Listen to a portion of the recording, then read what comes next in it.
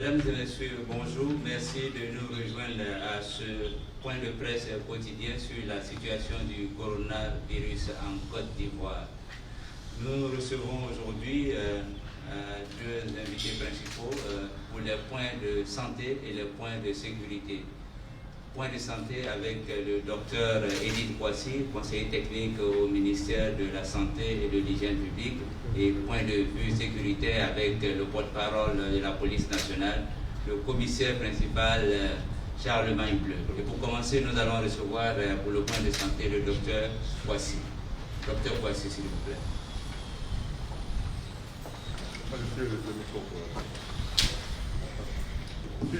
Si je reviens charger le micro, si je ne pas charger le micro.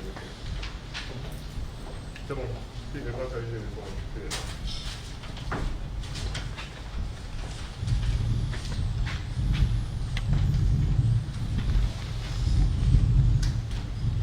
Monsieur le commissaire principal, mesdames et messieurs, en responsable de qualité, mesdames et messieurs de la presse, le point de ce jour de la maladie à Covid-19, à la date du 12 avril 2020, c'est-à-dire hier, la Côte d'Ivoire cumulait un nombre total de 574 cas positifs au Covid-19, 85 patients guéris de la maladie et 5 cas de décès, dont 41 nouveaux cas positifs au Covid-19 sur 293 échantillons prélevés, 27 nouvelles guérisons et un nouveau décès. Depuis le début de la lutte contre le coronavirus en Côte d'Ivoire, au moins 3000 échantillons ont été analysés pour les résultats cités plus haut. Le Grand Abidjan constitue toujours l'épicentre de cette pandémie dans notre pays et le reste du pays à risque. En effet, la stratégie utilisée par certains individus pour contourner le dispositif d'isolement du Grand Abidjan fait planer un grand risque de propagation de la maladie à Covid-19 sur le reste du pays. Le ministère de la Santé et de l'Hygiène publique, mesurant les graves conséquences de cette pratique dangereuse, appelle à la vigilance des équipes locales de riposte au Covid-19 dans les régions et districts sanitaires du pays. Cependant, malgré la tendance à la hausse du nombre de cas positifs au Covid-19, on note une augmentation progressive du nombre de patients guéris et un faible taux de létalité, c'est-à-dire de décès, dans deux sujets jeunes. C'est le lieu ici de féliciter le personnel de santé pour son courage et son dévouement. Le défi à relever au stade actuel d'ascension de la pandémie en Côte d'Ivoire est d'abord de contenir la pandémie dans le Grand Abidjan, mais également de limiter sa propagation à l'intérieur du pays en adoptant les mesures barrières annoncées par le gouvernement. Ces mesures nous concernent tous, surtout les jeunes plus exposés au Covid-19 et par conséquent constituent de potentielles sources de propagation par leurs habitudes ou comportements. Nous rappelons à cette occasion que les jeunes de 15 à 34 ans constituent au moins 36% de la population globale et au moins 77% de la population qui a entre 0 et 35 ans, selon le RGPH de 2014.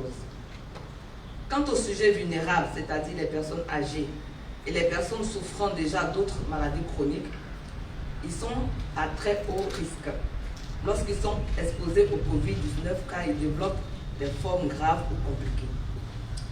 La situation de la pandémie en Côte d'Ivoire demeure tout de même préoccupante au regard du rythme de propagation de la pandémie dans notre pays pendant cette phase d'ascension.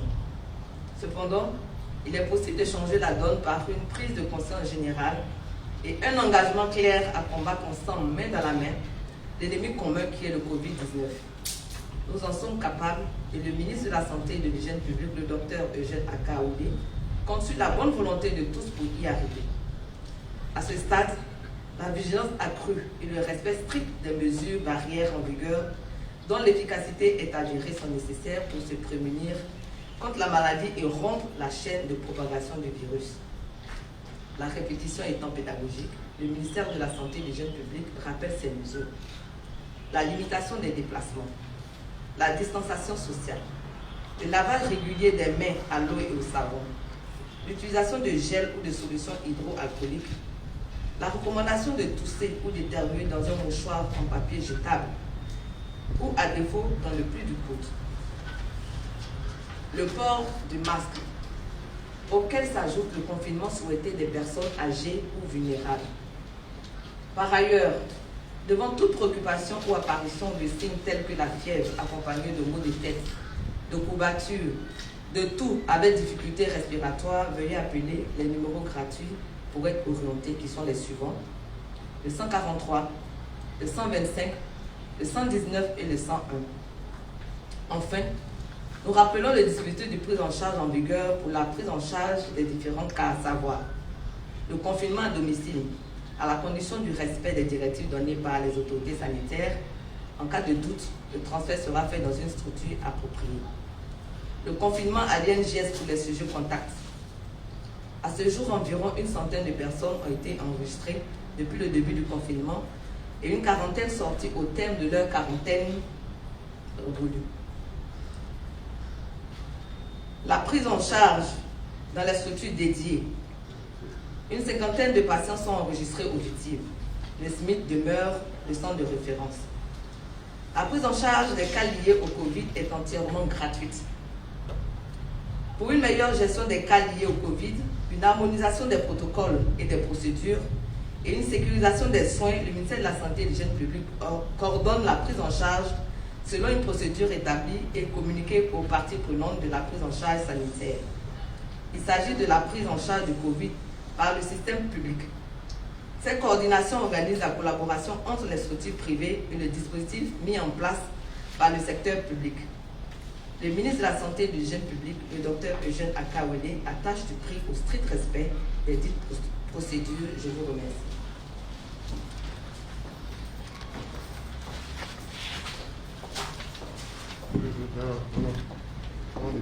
Merci beaucoup, Dr Poissy, pour ces consignes, ces conseils. Merci aussi de nous rappeler au souvenir des numéros verts qui existent, des numéros qui permettent aux Ivoiriens, à tous les habitants de la Côte d'Ivoire, de poser des questions. Ces numéros sont pour ces numéros verts gratuits, donc 101, 119, 125, 143. Vous les avez rappelés tout à l'heure. Le public a également la possibilité d'envoyer des SMS gratuitement au 113, au 1366. Vous avez également à votre disposition un numéro de téléphone WhatsApp 225 66 22 22 22, tout comme une adresse mail infocovid19@gouv.ci, infocovid19@gouv.ci. Voilà les contacts donc pour envoyer des contributions, poser des questions, faire des suggestions. Et maintenant pour le point sécuritaire, nous accueillons le commissaire principal Bleu Charlemagne. Mon commissaire.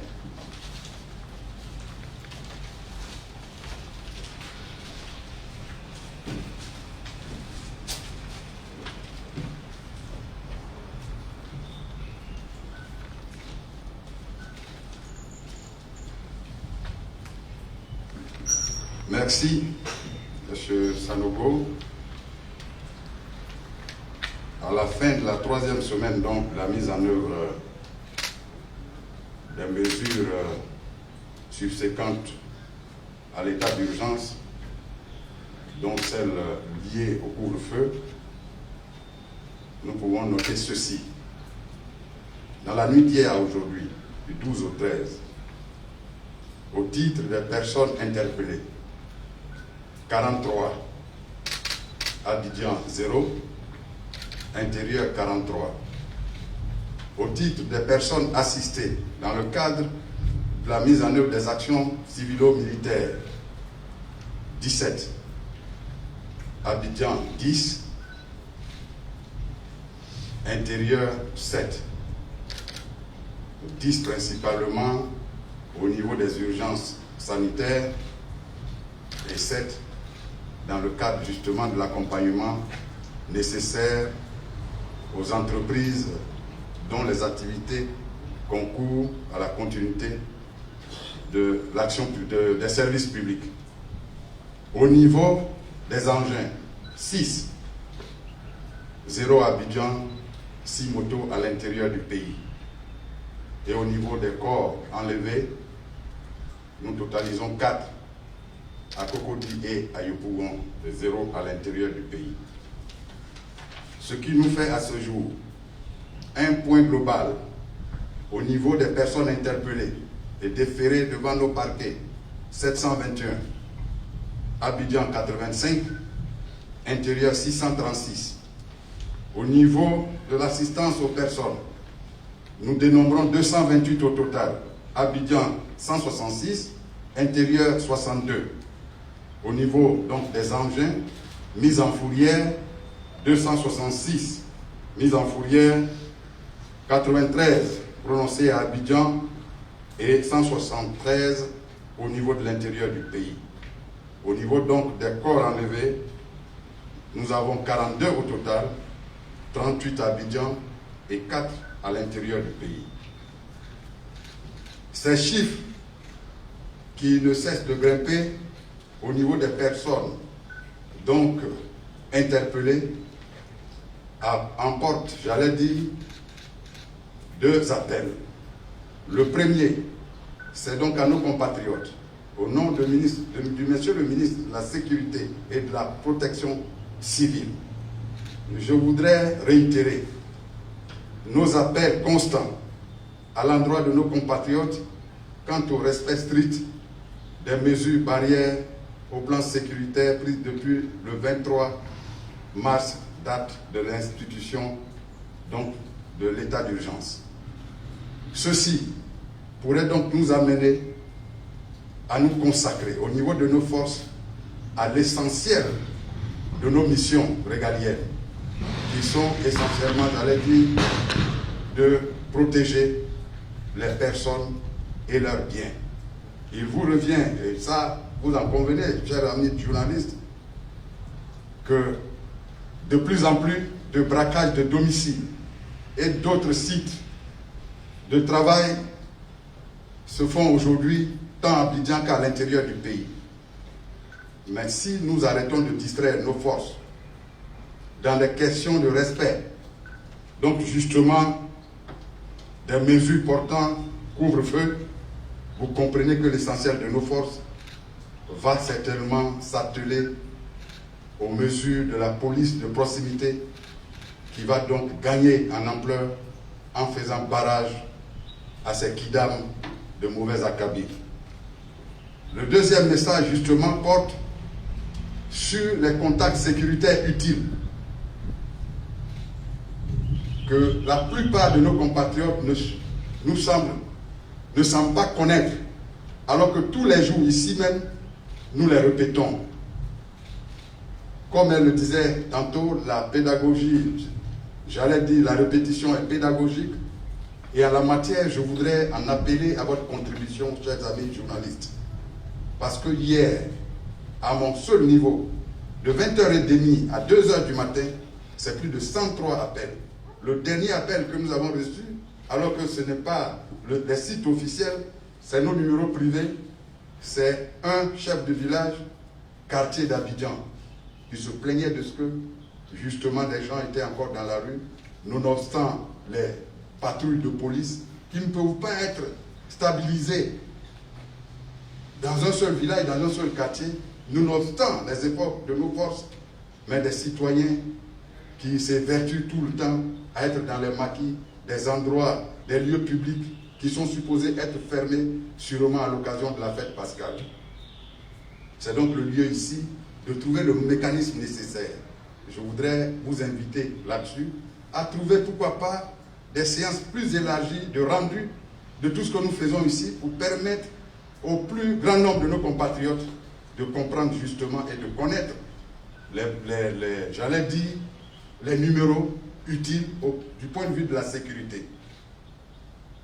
Ce qui m'amène à reprendre à nouveau nos numéros utiles pour ce qui est du poste principal, qui est ici, au siège donc, du ministère de la Sécurité et de la Protection civile, le 20 25 0040.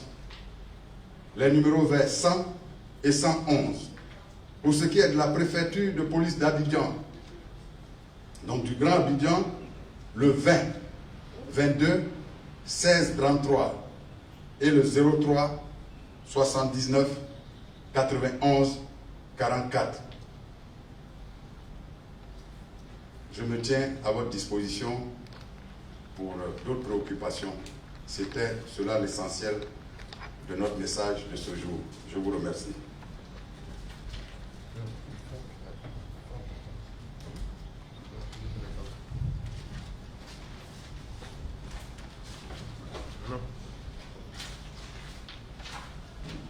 Merci beaucoup. C'était là le point de la situation sécuritaire du jour. Et maintenant, nous allons prendre les questions, s'il y en a.